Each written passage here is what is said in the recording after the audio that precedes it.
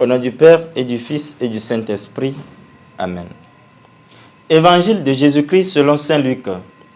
En ce temps-là, Jésus disait à ses disciples, « Il faut que le Fils de l'homme souffre beaucoup, qu'il soit rejeté par les anciens, les grands prêtres et les scribes, qu'il soit tué et que le troisième jour, il ressuscite. » Il leur disait à tous, « Celui qui veut marcher à ma suite, qu'il renonce à lui-même, qu'il prenne sa croix chaque jour et qu'il me suive.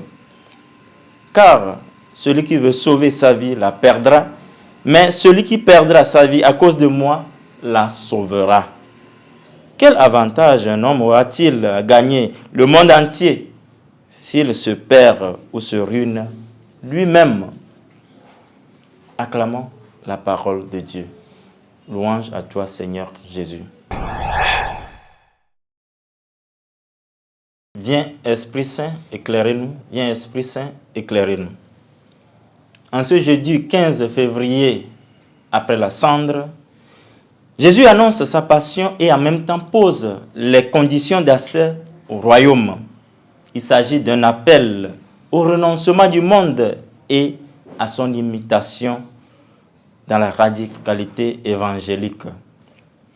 Engagé dans notre marche de 40 jours pour voir le Christ ressuscité le jour de Pâques, ce pèlerinage, cette mise en route demande des efforts quotidiens de lutte contre le mal.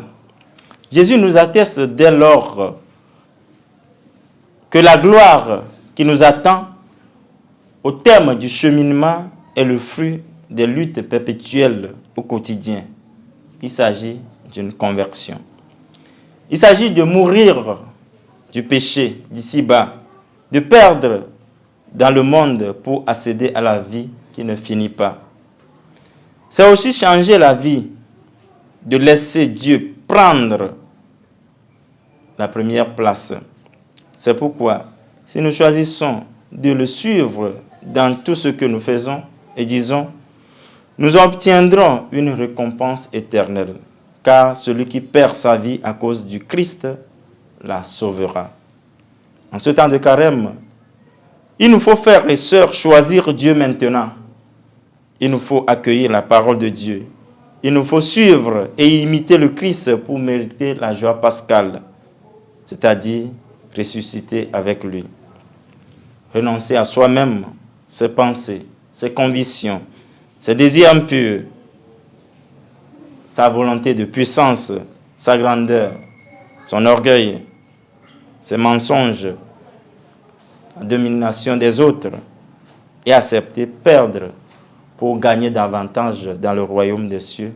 C'est ce à quoi le Christ nous invite aujourd'hui, qui nous aide, nous accompagne pour implémenter cela dans notre vie, aujourd'hui et pour les siècles des siècles. Amen.